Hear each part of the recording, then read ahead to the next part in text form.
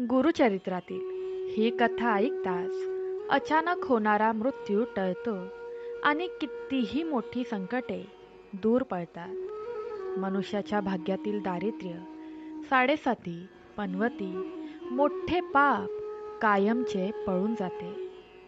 गुरुचरित्रातील ही कथा एकट्यात श्रवण केल्याने मनुष्याला मनोइच्छित फळ मिळते आणि त्यांच्या कुटुंबावर मरेपर्यंत संकट येत नाही. त्यामुळे ही कथा अर्ध्यावर ऐकून सोडून देण्याची चुकी करू नका, कारण या कथेत इतकी शक्ती आहे की ही कथा तुमचे कितीही मोठे दुःख, कितीही मोठे रोग, कितीही मोठे शत्रू, सतवणारे दुःख सर्वांचा नायनाट करू शकते. त्यामुळे गुरुचरित्रातील ही पवित्र कथा शेवटपर्यंत ऐकत रहा. नक्कीच तुझाही भाग्योदय निश्चित होणार. भक्तांनो, दत्तगुरूंचं आणि स्वामींचं नामस्मरण करून ही कथा सांगायला सुरुवात करते. श्री गुरुदेव दत्त. श्री स्वामी समर्थ. तुम्ही देखील कमेंट बॉक्समध्ये श्री गुरुदेव दत्त, श्री स्वामी समर्थ श्रद्धेने टाईप करून शांतपणे ही कथा ऐकायला सुरुवात करा. बघा, चालू क्षणाला दत्त महाराज तुमच्यावर कृपा करतील आणि मरेपर्यंत त्यांचा हात तुमच्या डोक्यावर राहील. प्रिय भक्तांनो, प्रत्येक बुधवारी किंवा गुरुवारी भक्तिभावाने गुरुचरित्रातील पवित्र कथा आपण येथे अनुभवणार आहोत. कारण गुरुचरित्र श्रवण म्हणजे दुःख, दारिद्र्य आणि भीती यावर विजय मिळवण्याचा दिव्य मार्ग आहे. गुरुचरित्र हे केवळ ग्रंथ नाही, तर जीवन बदलवणारे संरक्षण कवच आहे. या कृपाधारेत सहभागी व्हायला विसरू नका. चला तर मग या अद्भुत कथेला सुरुवात करूया. एका लहानशा गावात गंगाधर नावाचा एक माणूस राहत होता. नाव गंगाधर, पण आयुष्यात गंगेसारखी शांती नव्हतीच. घरात कायम भांडणं, पैशांची टंचाई, शरीरात आजार, मनात भीती आणि रात्री विचित्र स्वप्न. जणू काही अदृश्य सावल्या त्याच्या घराभोवती फिरत होत्या. कितीही कष्ट केले तरी हातात पैसा टिकत नव्हता. काम मिळालं की काही दिवसात बिघाड. घरातल्या धान्याच्या डब्यात कधी किडे तर कधी अचानक तुटलेली भांडी. गावात लोक कुजबुजू लागले होते, काहीतरी दोष आहे त्यांच्या घरावर. गंगाधरच्या मनात सतत एक प्रश्न घुमत असे, मी कोणते पाप केले आहे? कारण त्याला जाणवत होते, संकटे अचानक येत नाहीत, ती कर्मांच्या सावल्यांवर येतात. पण त्याला आपले पूर्व कर्म आठवत नव्हते. मात्र एक गोष्ट खरी होती, तरुणपणी त्याने आई वडिलांचा अपमान केला होता, एका गरीबाला मदत नाकारली होती आणि लोभाचे चुकीचे व्यवहार केले होते. त्यावेळी त्याला वाटले होते, पैसा मिळतोय ना, मग बाकी कशाला महत्त्व द्यायचं. पण आता त्याच पैशाने पाठ फिरवली होती. त्याची पत्नी सावित्री अत्यंत श्रद्धाळू होती. ती रोज घराच्या कोपऱ्यातल्या छोट्याशा देवाऱ्यासमोर बसून श्री दत्तगुरूंचे नामस्मरण करत असे. श्री गुरुदेव दत्त, श्री गुरुदेव दत्त, श्री गुरुदेव दत्त. तिच्या डोळ्यात अश्रू असायचे, पण त्या अश्रूंमध्ये तक्रार नव्हती. होती ती फक्त आर्त प्रार्थना.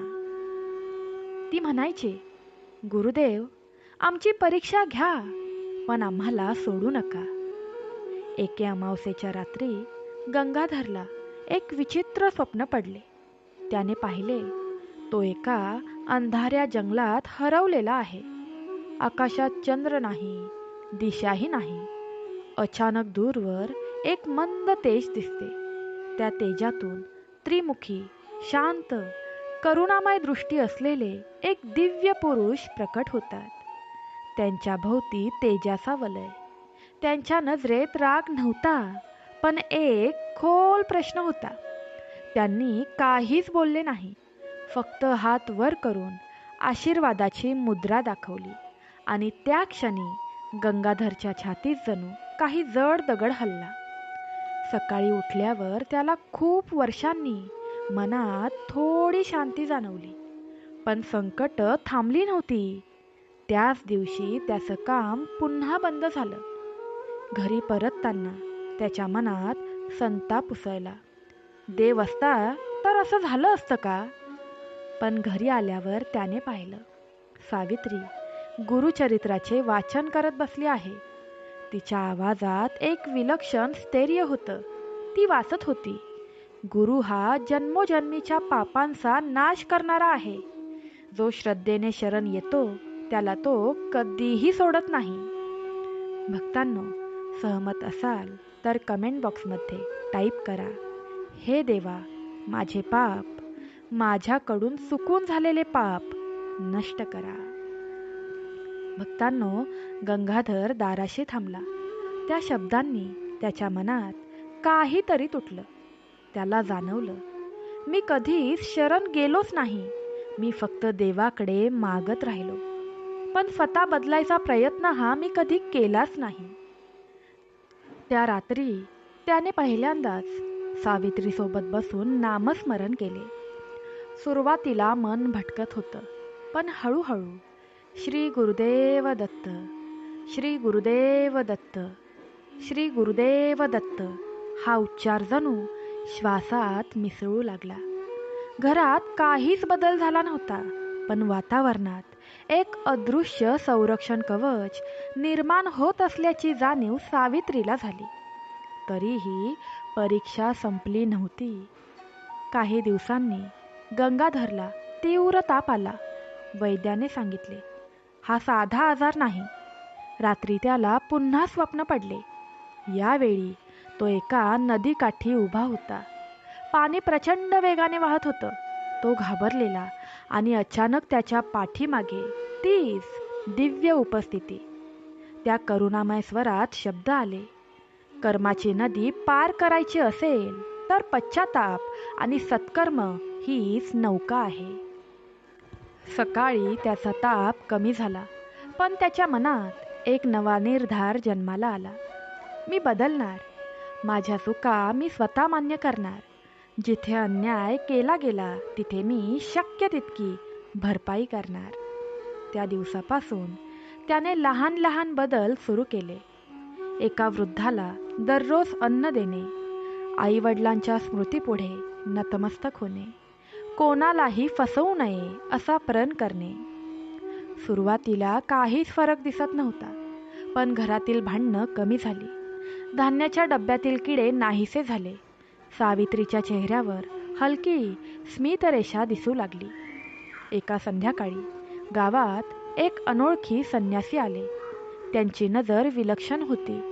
ते गंगाधराच्या दाराशी थांबले आणि म्हणाले, घरात गुरुचरित्र आहे का? गंगाधर चकित झाला. तो नम्रतेने म्हणाला, हो आहे. संन्यासी म्हणाले, वाचन चालू ठेवा. संकटे ही शिक्षा नसतात, ते शुद्धीकरण असते. इतकं बोलून ते निघून गेले. गंगाधर बाहेर धावत गेला, पण कुठेच कोणीही नव्हते. जणू ते वाऱ्यात विलीन झाले होते. त्या रात्री गंगाधरच्या मनात पहिल्यांदा भीतीऐवजी विश्वास होता. त्याला जाणवलं, गुरु माझ्यावर लक्ष ठेवून आहेत, पण अजून एक मोठी परीक्षा बाकी होती. त्याच्या पूर्वकर्माचा एक कठोर परिणाम अजूनही उभा होता, जो त्याच्या आयुष्याला पूर्णपणे बदलून टाकणार होता. भक्तांनो, प्रत्येक बुधवारी किंवा गुरुवारी भक्तिभावाने गुरुचरित्रातील पवित्र कथा आपण येथे अनुभवणार आहोत. कारण गुरुचरित्र श्रवण म्हणजे दुःख, दारिद्र्य आणि भीती यावर विजय मिळवण्याचा दिव्य मार्ग आहे.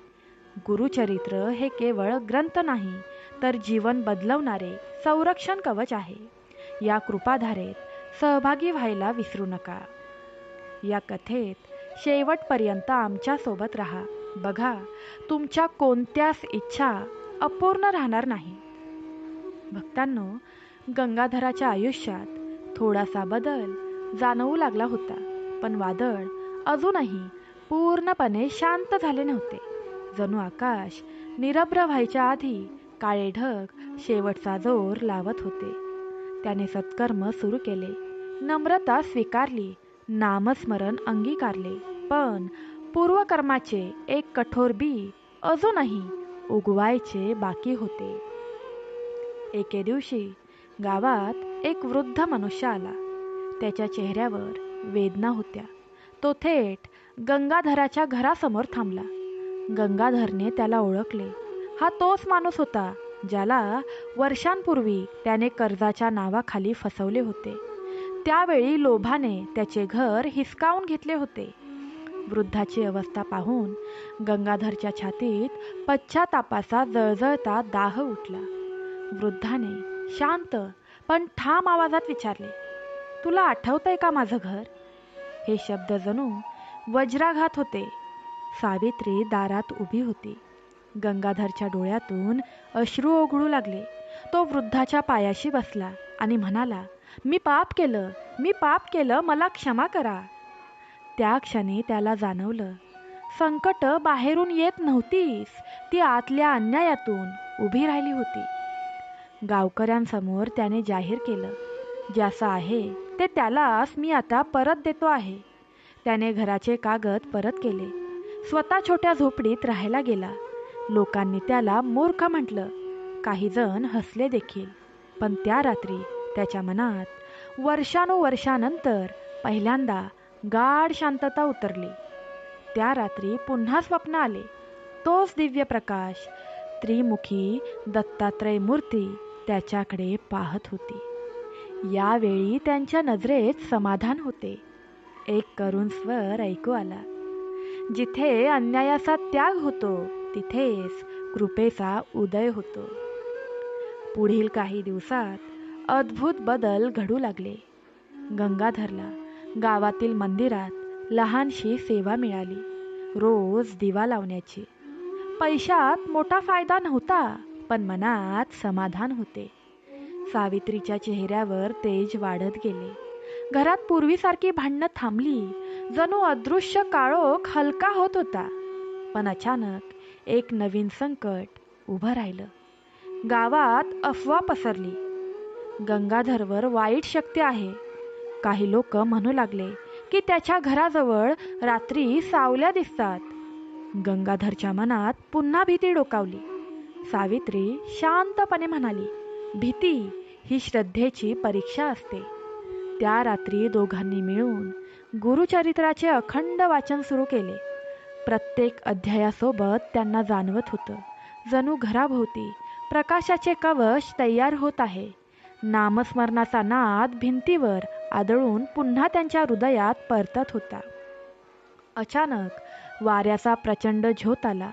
दिवा विझला, पण त्याच क्षणी त्यांच्या मनात श्री गुरुदेव दत्त, श्री गुरुदेव दत्त, श्री गुरुदेव दत्त हा नाद अधिक प्रखर झाला आणि काही क्षणातच वारा शांत झाला. घरात पुन्हा स्थिरता आली. गंगाधरला जाणवलं, वाईट शक्ती बाहेर नसतात, त्या भीतीत असतात आणि जिथे नाम आहे तिथे अंधार टिकत नाही. त्या दिवसापासून गावातल्या लोकांचा दृष्टिकोन बदलू लागला. जे त्याला दोष देत होते ते आता म्हणू लागले, त्याच्या चेहऱ्यावर काहीतरी दिव्य शांतता आहे. कर्मफळाचा कठोर धडा त्याने स्वीकारला होता. आता कृपेची पहाट उगवत होती. दत्तगुरूंची कृपा घरावर हवी असेल तर श्रद्धेने आज मनोमन त्यांना हाक मारा. कमेंट बॉक्समध्ये विश्वासाने लिहा, श्री गुरुदत्ता माझे रक्षण करा. गंगाधरची झोपडी लहान होती, पण त्या झोपडीत आता समाधानाची श्रीमंती वसली होती. पूर्वी मोठ्या घरातही बेचैनी होती, आता छोट्या जागेतही शांती होती. हेच गुरुचरित्र तत्वज्ञान होतं. बाह्य संपत्तीपेक्षा अंतकरणाची शुद्धी मोठी. एक दिवस मंदिरात एक श्रीमंत व्यापारी आला. त्यांचा मुलगा गंभीर आजारी होता. अनेक वैद्य औषधं करूनही फारसा फरक पडत नव्हता.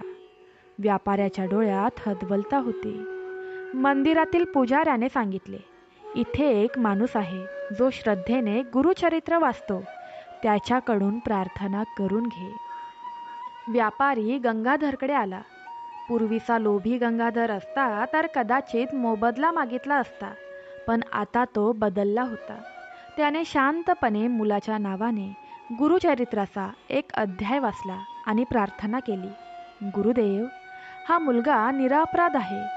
त्याच्या पालकांच्या अश्रूंवर दया करा. त्या रात्री व्यापाऱ्याचा मुलगा हळूहळू बरा होऊ लागला. काही दिवसात तो पूर्णपणे ठीक झाला. व्यापारी आश्चर्यचकित झाला. तो मोठी रक्कम घेऊन गंगाधरकडे आला. गंगाधरने ती रक्कम स्वतःसाठी न ठेवता मंदिराच्या दुरुस्तीसाठी दिली. गावकऱ्यांना धक्का बसला, पण त्या क्षणी सर्वांना जाणवलं, हा माणूस आता पूर्वीसारखा राहिलाच नाही. हळूहळू गंगाधरच्या आयुष्यात आर्थिक स्थैर्य येऊ लागलं. मंदिरातून मिळणाऱ्या सेवेत वाढ झाली. लोक त्याच्याकडे सल्ल्यासाठी येऊ लागले. पण सर्वात मोठा बदल पैशात नव्हता, तो त्याच्या चेहऱ्यावरच्या तेजात होता. एके रात्री त्याला पुन्हा स्वप्न पडले. विशाल प्रकाश, त्रिमुखी दत्तमूर्ती त्याच्या समोर उभ्या. यावेळी त्यांनी स्पष्ट शब्दात सांगितलं, दारिद्र्य हा केवळ पैशाचा अभाव नसतो, तो श्रद्धेचा अभाव असतो. जिथे नाम आहे तिथे लक्ष्मी स्वतः येते. सकाळी उठल्यावर त्याच्या मनात खात्री होती, मी एकटा नाही. गावात आता त्याच्या घराबद्दल कोणीही वाईट बोलत नव्हते. उलट लोक म्हणत होते, गुरुकृपेने याचं आयुष्य बदललं.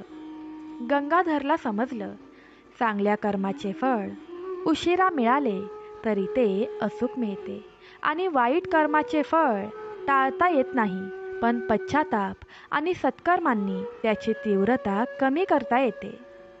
त्याची झोपडी आता भक्तांसाठी आशेचे ठिकाण बनली होती आणि त्या घरातून रोज एकच नाद ऐकू येत होता, श्री गुरुदेव दत्त, श्री गुरुदेव दत्त, श्री गुरुदेव दत्त.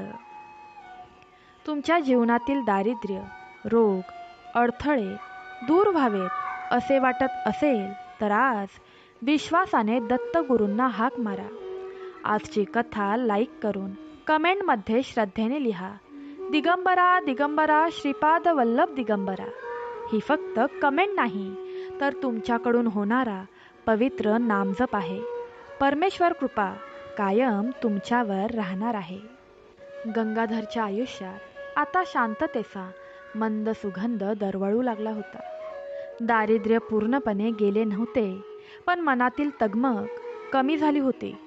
लोकांचा दृष्टिकोन बदलत होता. मंदिरातील सेवा वाढत होती. सर्व काही हळूहळू सुरळीत होत असतानाच नियतीने एक अशी परीक्षा उभी केली की त्याच्या श्रद्धेचा पाया हादरून जाईल.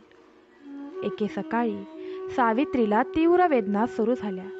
सुरुवातीला किरकोळ वाटणारा त्रास काही तासातच असह्य झाला. गावातील वैद्यांनी पाहिले आणि गंभीर चेहऱ्याने सांगितले, ही साधी वेदना नाही, आतून गंभीर व्याधी आहे. औषधे दिली गेली, पण वेदना वाढतच गेल्या. सावित्रीचा चेहरा फिकट पडू लागला. तिच्या डोळ्यातील तेज मंदावू लागले. गंगाधरच्या छातीत पुन्हा तीच जुनी भीती उसळली. देवा, हीच का कृपा?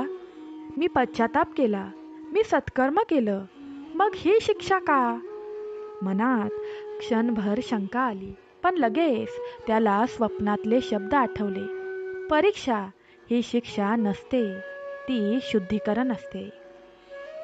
रात्री सावित्री वेदनेने तडफडत होती. घरात मंद दिवा लावलेला होता. बाहेर आकाशात काळे ढग जमा झाले होते.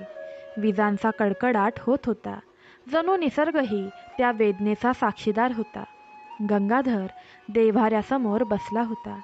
हात जोडले होते, पण त्याला शब्द फुटत नव्हते. डोळ्यातून अश्रू वाहत होते. अचानक त्याच्या मनात विचार चमकून गेला, आज भीतीला शरण जायचं की गुरूंना?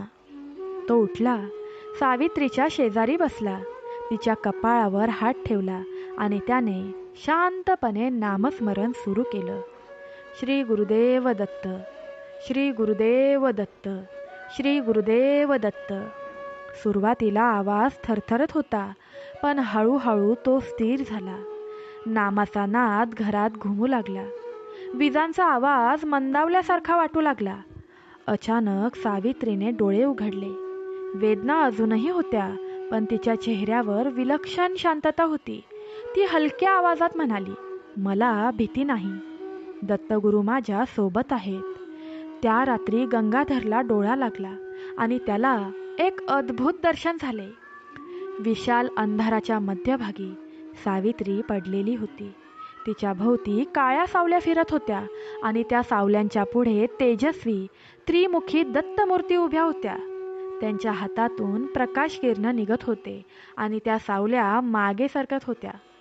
एक गंभीर पण करुण स्वर ऐकू आला, "श्रद्धा, जिथे अडळ असते तिथे मृत्यूही मागे हटतो." सकाळी आश्चर्यकारक बदल झाला. सावित्रीची वेदना कमी होऊ लागली. वैद्यही चकित झाले. काही दिवसात ती हळूहळू उठून बसू लागली, जणू एखाद्या अदृश्य हाताने तिला मृत्यूच्या दारातून परत आणले होते. गंगाधरच्या डोळ्यातून कृतज्ञतेचे अश्रू वाहू लागले. त्याला जाणवलं, ही केवळ औषधांची ताकद नव्हती, ही तर कृपेची छाया होती. पण या परीक्षेने त्याला एक मोठा धडा मात्र नक्की दिला. श्रद्धा म्हणजे फक्त सुखात केलेलं नामस्मरण नाही. श्रद्धा म्हणजे दुःखाच्या ज्वाळेतही न ढळणारा विश्वास. त्या दिवसानंतर गंगाधरच्या मनात शंका उरलीच नाही. त्याला खात्री झाली, गुरु कधीही आपल्या भक्ताला सोडत नाहीत, जरी परीक्षा कितीही कठीण असली तरीही. गावात सावित्रीच्या बरे होण्याची बातमी पसरली. लोक म्हणू लागले, ही तर चमत्कारिक कृपा आहे. पण गंगाधर शांत होता. त्याला माहीत होतं, चमत्कार बाहेर घडत नाही, तो आतल्या श्रद्धेत जन्मतो. आता त्याच्या आयुष्यातील पुढील टप्पा सुरू होणार होता, जिथे फक्त स्वतःच्या घरापुरती नव्हे तर संपूर्ण गावासाठी गुरुकृपेचा प्रवाह वाहणार होता. तुमच्या घरावर संकटांचे ढग जमले असतील तर आज भीतीला नव्हे तर दत्तगुरूंना शरण जा. आजची कथा दत्तगुरूंच्या 3 भक्तांना शेअर करून कमेंटमध्ये श्रद्धेने लिहा, श्री दत्तगुरू माझ्या कुटुंबाचे रक्षण करा. भक्तांनो, भक्ती वाढवल्याने भगवंत प्रसन्न होतात. सावित्री मृत्यूच्या दारातून परत आल्यापासून गंगाधरच्या मनात श्रद्धेचा दीप अधिक तेजस्वी झाला होता. पण प्रत्येक आध्यात्मिक उन्नतीच्या आधी एक सूक्ष्म युद्ध घडतं, बाहेर नव्हे तर अदृश्य स्तरावर. आणि या युद्धाची चाहूल आता गावात लागली होती. गावात अचानक विचित्र घटना घडू लागल्या. रात्री कुत्री अनावर भुंकू लागायची. काही लोक म्हणू लागले की मंदिराजवळ काळी छाया दिसते. एका शेतकऱ्याच्या घरात अचानक आग लागली. लोकांच्या मनात भीती वाढू लागली आणि काहींच्या कुजबुजीत पुन्हा गंगाधरचं नाव आलं. याच्या बदलानंतरच या गोष्टी सुरू झाल्या. गंगाधरच्या मनात वेदना झाली. मी पुन्हा दोषी ठरणार का? एका क्षणासाठी त्याच्या मनात जुनं अस्थैर्य डोकावलं. पण लगेच त्याला जाणवलं, जेव्हा प्रकाश वाढतो तेव्हा अंधार शेवटचा प्रयत्न करतो. एके रात्री मंदिरात दिवा लावून तो घरी परतत होता. आकाशात अमावस्येचा काळोख दाटला होता. अचानक त्याला पाठीमागे पावलांचा आवाज ऐकू आला. तो थांबला की आवाज थांबायचा. तो चालू लागला की आवाज पुन्हा सुरू. त्याच्या अंगावर शहारा आला. पण यावेळी तो पळाला नाही. त्याने डोळे मिटले आणि नामस्मरण सुरू केलं, श्री गुरुदेव दत्त, श्री गुरुदेव दत्त, श्री गुरुदेव दत्त. क्षणभरात वाऱ्याचा प्रचंड झोत झाला. झाडांची पानं वेड्यासारखी हलू लागली आणि त्यांच्या डोळ्यांसमोर काळी धुरकट सावली उभी राहिली. ती जणू रागाने फुसफुसत होती. त्याच्या भूतकाळातील लोभ, अन्याय, अहंकार सगळ्या आठवणी त्याला सावलीतून त्याच्याकडे झेपावत होत्या. त्याच्या मनात संघर्ष सुरू झाला. मी पुन्हा भीतीला शरण जाऊ का? पण पुढच्या क्षणी त्याच्या कपाळावर जणू थंड हात स्पर्शून गेला. त्याने डोळे उघडले. त्याच्यासमोर तेजस्वी प्रकाशाचा वलय निर्माण झाला होता. त्या प्रकाशात त्रिमुखी दत्तमूर्तींची दिव्य छाया स्पष्ट दिसत होती. त्यांच्या हातातून निघणारा प्रकाश त्या काळ्या सावलीला मागे ढकलत होता. एक गंभीर स्वर घुमला. जिथे पश्चातापाने आत्मा शुद्ध होतो तिथे वाईट शक्तींना स्थान राहत नाही. क्षणात ती सावली विरून गेली. वारा शांत झाला. आकाशात अचानक लहानसा चंद्रकिरण दिसू लागला. गंगाधरच्या अंगावरून भीतीचं ओझं उतरलं. दुसऱ्या दिवशी गावातल्या विचित्र घटना थांबल्या. मंदिराभोवतीची अस्वस्थता नाहीशी झाली. लोक आश्चर्यचकित झाले. काही जण गंगाधरकडे येऊन म्हणाले, काल रात्री मंदिराभोवती तेज दिसत होतं. जणू कोणीतरी अदृश्य रक्षण करत होतं. गंगाधर शांतपणे म्हणाला, रक्षण आपण कोणीही करत नाही. खरे रक्षण गुरु करतात. त्या दिवसापासून गावात एक नवा विश्वास निर्माण झाला. लोक भीतीतून बाहेर पडू लागले. काहींनी गुरुचरित्राचं वाचन सुरू केलं. काहींनी गुरुचरित्राच्या कथा ऐकल्या. काहींनी नामस्मरण अंगीकारलं. जणू एका माणसाच्या परिवर्तनाने संपूर्ण गावात श्रद्धेचा दिवा पेटला. गंगाधरला आता स्पष्ट जाणवलं, वाईट शक्ती म्हणजे केवळ भूत किंवा प्रेत नव्हे. त्या आपल्या भीती, लोभ आणि अहंकाराच्या सावल्या आहेत आणि गुरुचरणी शरण गेल्यावर त्या सावल्या आपोआप नाहीशा होतात. त्या रात्री त्याने देव्हाऱ्यासमोर नतमस्तक होत मनात म्हटलं, गुरुदेवा, माझं आयुष्य तुमच्या सेवेसाठी अर्पण आहे. भक्तांनो, आता पुढचा टप्पा अधिक विलक्षण होता. कारण गुरूंची कृपा फक्त संरक्षणापुरती नव्हे तर समृद्धी आणि आध्यात्मिक उन्नतीसाठी प्रकट होणार होती. जर तुमच्या जीवनात अदृश्य अडथळे, भीती किंवा नकारात्मकता जाणवत असेल तर आज दत्तगुरूंना हाक मारा आणि त्यांच्या संरक्षणावर विश्वास ठेवा. तुमच्यासमोर दिसणाऱ्या घंटीवर क्लिक करा. कारण असे केल्याने या पवित्र कथा सर्वात पहिले तुमच्यापर्यंत पोहोचतील. आणि कमेंटमध्ये श्रद्धेने लिहा, श्री गुरुदत्ता, माझ्या घराभोवती कृपेचे कवच धरा. भक्तांनो, वाईट सावल्या नाहीशा झाल्यानंतर गावात शांततेचा श्वास परतला. पण गंगाधरच्या मनात एक नवी जाणीव जन्माला आली होती. आता माझं जीवन फक्त माझ्यासाठी राहिलेलं नाही.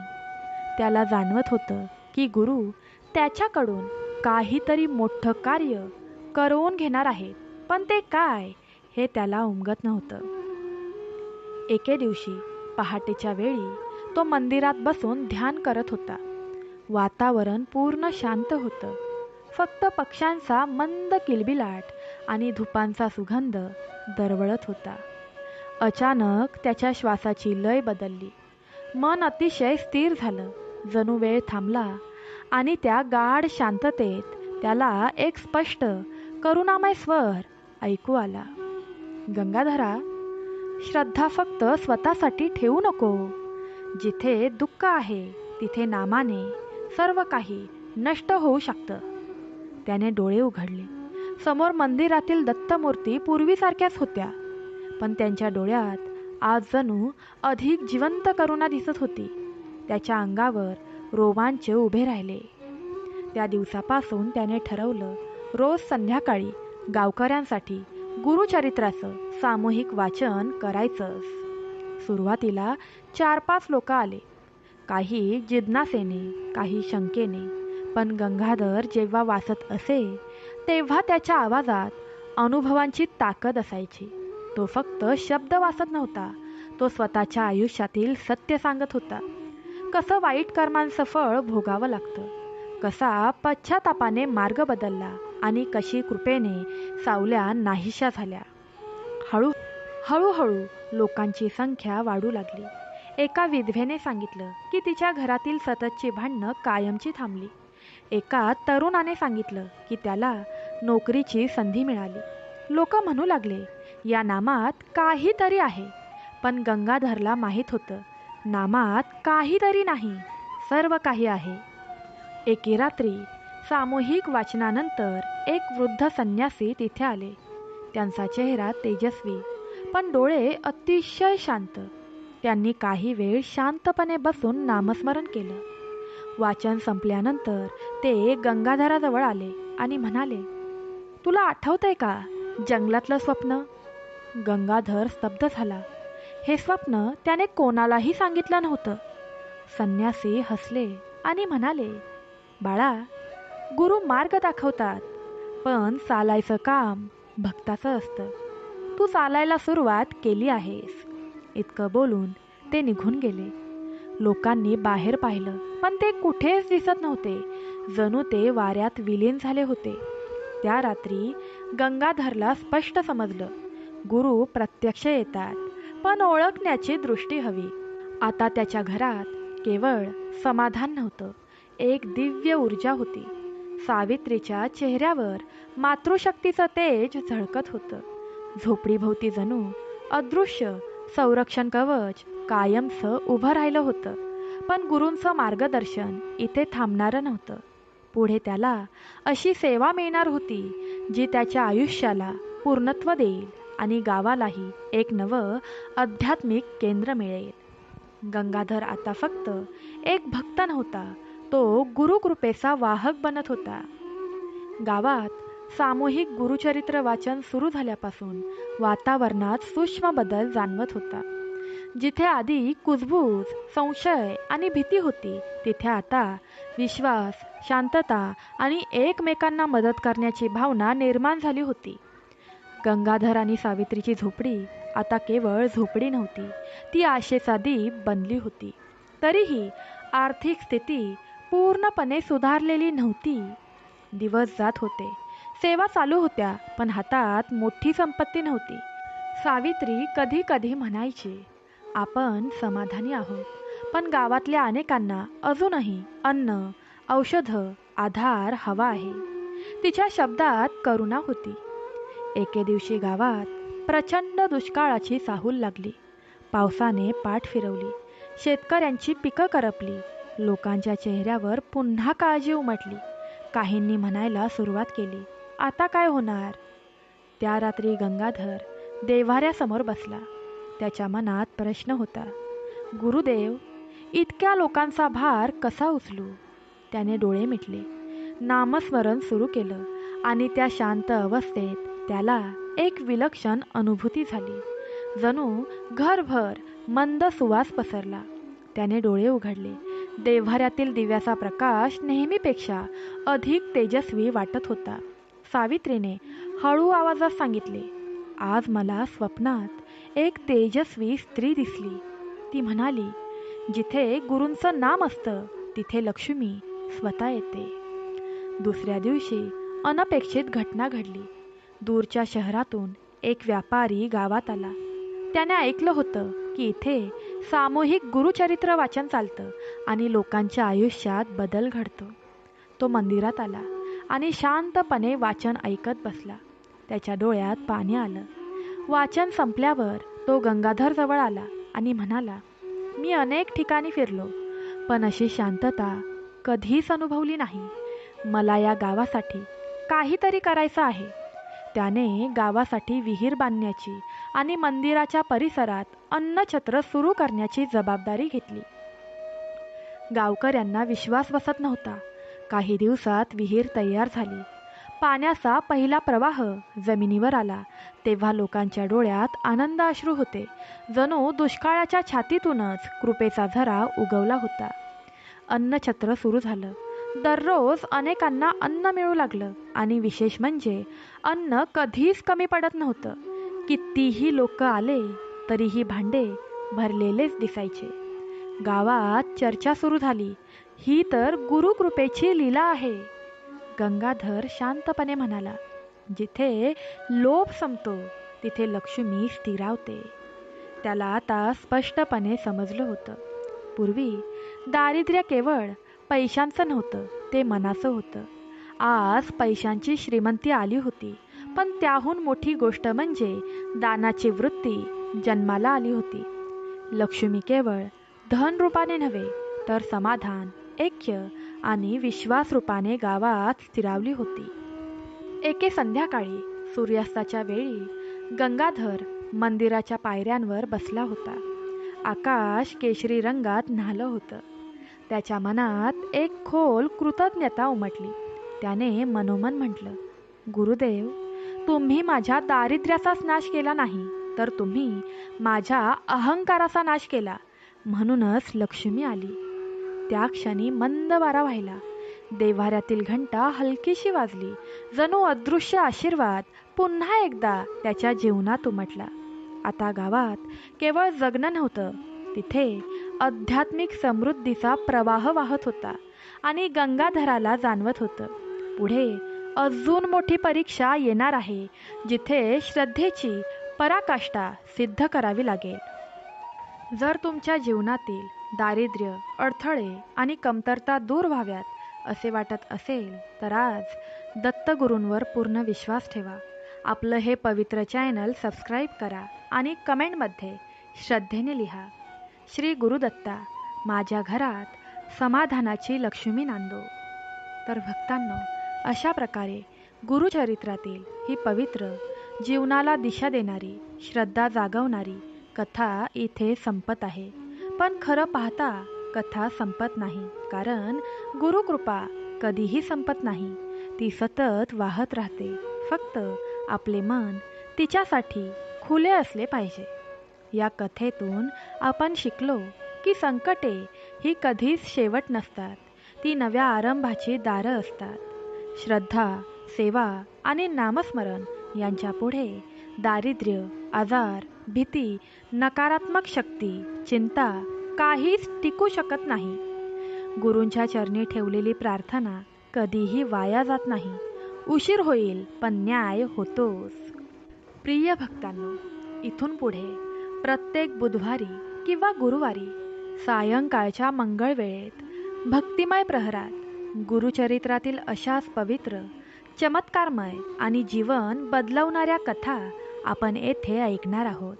कारण गुरुचरित्र ऐकणे म्हणजे केवळ कथा ऐकणे नाही, तर ते मनःशुद्धी, पापक्षालन आणि संकट निवारणाचे साधन आहे. म्हणून विनंती आहे, या पवित्र कथा ऐकण्यासाठी येथे यायला विसरू नका. प्रिय भक्तांनो, हे केवळ एक चॅनल नाही, हे गुरुकृपेचे एक छोटेसे माध्यम आहे, जिथे आपण सगळे भक्त एकत्र येतो, एकत्र नामस्मरण करतो. भक्तांनो, आजची कथा सांगताना माझ्याकडून काही शब्दात, भावनेत किंवा उच्चारात चूक झाली असेल तर मोठ्या मनाने मला क्षमा करा. कारण मी तुमच्यातीलच एक साधी भक्त आहे. गुरुकृपेचा संदेश पोचवण्याचा एक छोटासा प्रयत्न करत आहे. आजची कथा तुम्हाला भावली असेल, मनाला स्पर्श करून गेली असेल, तर तिला आशीर्वाद म्हणून एक लाईक जरूर द्या आणि कमेंट बॉक्समध्ये दत्तगुरूंचा, श्रीपाद श्री वल्लभांचा आणि स्वामी समर्थ आईचा जयघोष करायला विसरू नका. तुमचे नामस्मरण म्हणजेच तुमचा खरा सहभाग आहे. स्वतःची आणि आपल्या कुटुंबाची काळजी घ्या. श्रद्धा जपा. नामस्मरण सोडू नका. श्री स्वामी समर्थ. श्री गुरुदेव दत्त. दिगंबरा दिगंबरा श्रीपाद वल्लभ दिगंबरा. जय श्री कृष्ण. राधे राधे. भगवान भोलेनाथांच्या हृदयात वसणाऱ्या माता पार्वतीला प्रणाम असो. भगवान विष्णूंच्या हृदयात वसणाऱ्या माता लक्ष्मीला प्रणाम असो.